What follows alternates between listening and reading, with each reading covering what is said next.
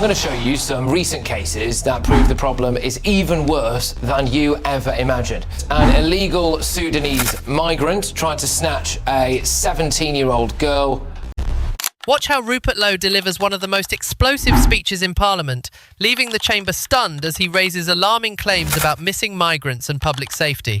In a moment packed with tension, emotion and controversy, the Commons erupts as serious questions are put directly to the government. This isn't just politics, this is a debate that cuts to the heart of national security and public trust. Before we continue, please take a moment to like this video and subscribe to Britain Daily. It's completely free, and it helps us keep bringing you the hard-hitting stories that matter. Let's watch this explosive clip. The scale of illegal immigration and its impact on our country is simply not understood in this Parliament, nor do most members even care. British people are genuinely scared. Women are frightened to go into their towns alone. Parents are terrified to let their children walk to school. It's getting worse and worse and worse. The British people are not stupid. They can see their communities radically changing, and they can feel their streets becoming more unfamiliar, more dangerous, more menacing.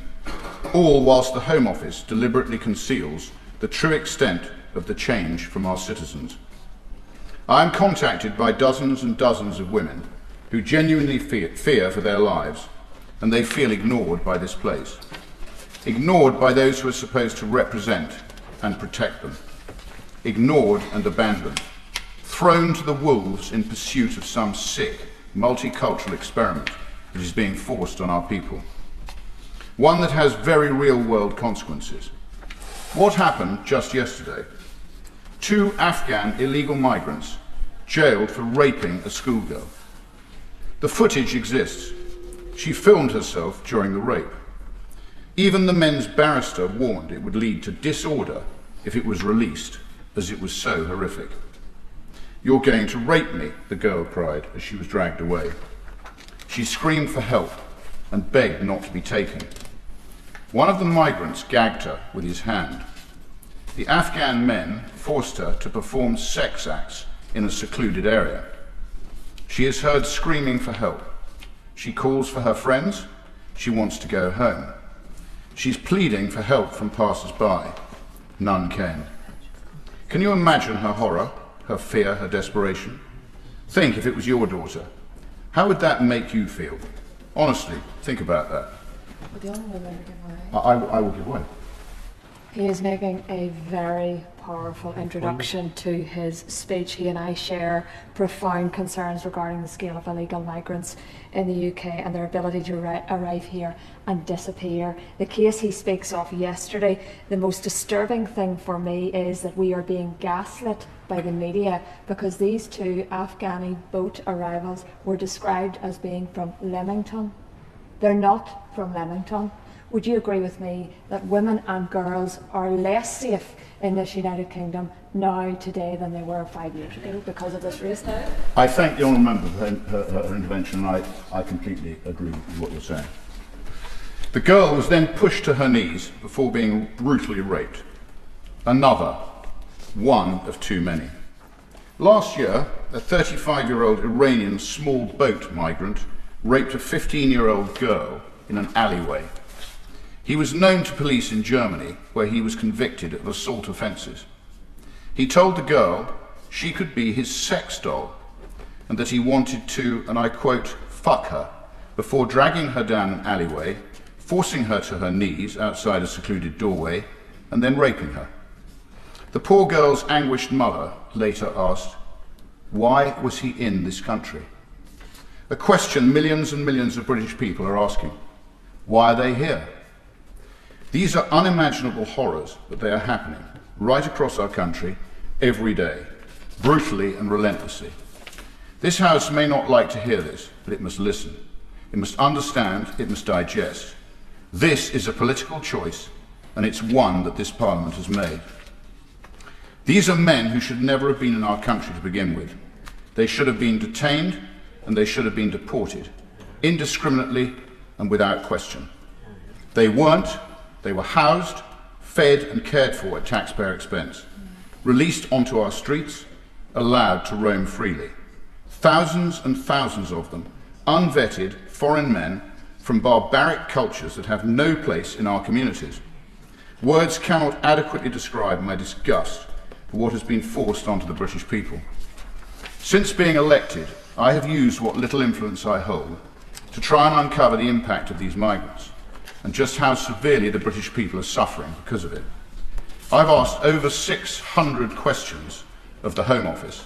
I received very few answers, particularly when the question is regarding illegal migrants. No data, not centrally collected, and disproportionate costs are often cited. I thought perhaps incompetence, but evidence has come to my attention that proves that the Home Office has been misleading MPs.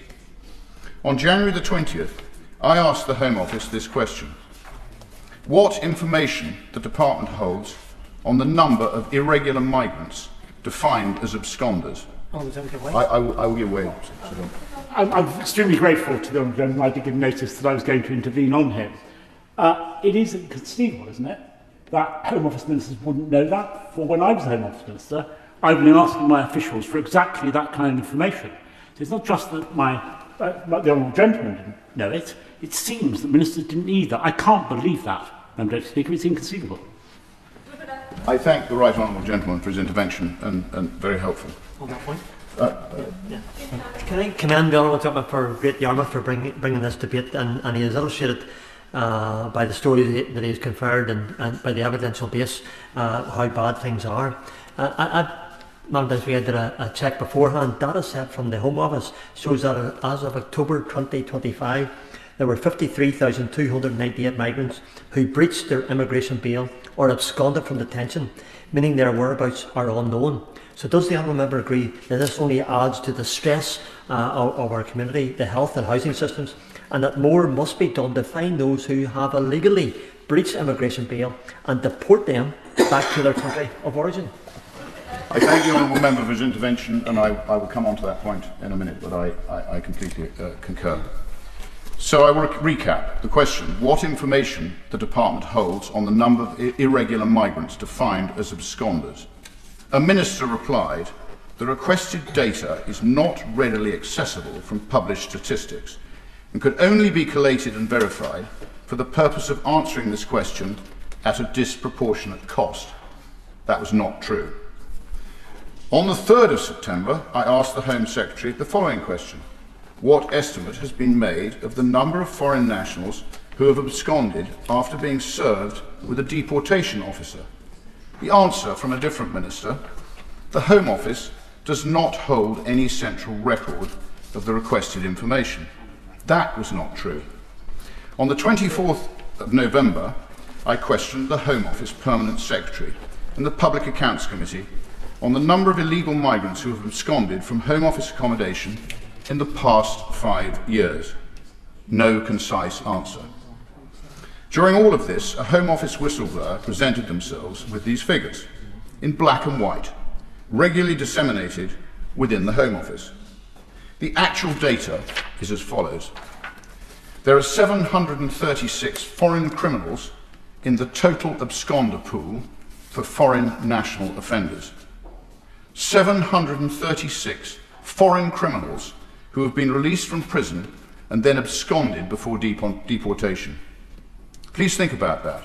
736 criminals, rapists, murderers, paedophiles. They were meant for deportation but have escaped into the community. 736 of them. It is a terrifying thought. Overall, the total absconder pool stands at 53,298, largely referring to the number of illegal migrants once in the system whose current whereabouts is unknown. Does the Honourable Member give way? I will give way. Thank you, Madam Deputy Chair. Thank the Honourable Member for giving way. With 53,000 illegal immigrants who have absconded with no address and 736 ones that have committed crimes and have absconded, would the member agree with me that this government has lost control of its borders, it's lost control of its immigration policies, and it's lost all credibility when it comes to immigration issues? I thank the Honourable Member for his very helpful intervention, and I do agree. Unvetted and unknown men, sex pests, misogynists, even far worse. In our communities, on our streets, near our schools, in the thousands and thousands, this is a national security emergency and must be treated as such. The evidence is undeniable. I have seen it. The Home Office documents, in Home Office documents. It exists, it is real. The figures were not even disputed by the Home Office. They simply told the Telegraph the following. The Home Office has refused to confirm whether the figures are accurate, saying it does not comment on speculation. This is not speculation. This is cold, hard data. The numbers, which demonstrate quite spectacularly how the Home Office has failed to keep the British people safe. It is an outrageous scandal that this information has been deliberately hidden from the British people. We deserve to know the facts. We deserve to know what is being forced onto our communities. The answer is staggering. 736 foreign criminals. Gone, disappeared. 53,298 illegal migrants. Gone, disappeared. My questions. Where are they now? What is the Minister doing to detain them? Where did they come from? What are their convictions?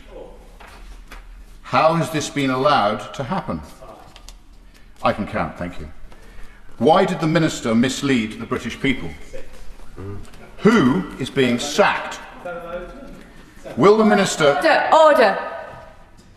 We don't need commentary from a sedentary position. And to remind Mr Lowe, we do not accuse other members of misleading the House. So please refrain from using such terms and please check your language. Mr Rupert Lowe. Will the Minister now commit to publishing these figures on a regular and transparent basis? Or will I have to continue exposing it? Further whistleblowers have already come forward with additional information, and I thank them for that. My warning to the Home Office and other departments is this. Be very careful about any further misleading statements. There are many decent people in the civil service who will not tolerate it, and I want them all to know that they have a safe and secure channel to release this information publicly through me.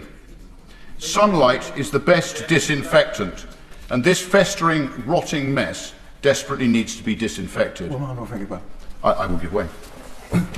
I'm grateful to my honourable friend for giving way. Will he write to the Procedure Committee with his file on this case? Because the Procedure Committee is at the moment inquiring into the quality of written answers to questions and is very concerned about the lack of quality, as I am indeed also concerned about receiving answers, in my case from the Treasury recently, which suggest that there was an attempt to deliberately mislead, which has only been exposed as a result of supplementary answers. What you've just watched is not your typical parliamentary exchange. It was intense, emotional, and undeniably controversial. Rupert Lowe didn't hold back. From the very beginning, his speech was designed to shock, to force attention onto an issue he believes is being ignored. And whether you agree with his framing or not, there's no denying the impact it had inside the chamber. At the core of his argument was a claim about scale, not just immigration itself, but the number of individuals whose whereabouts are unknown.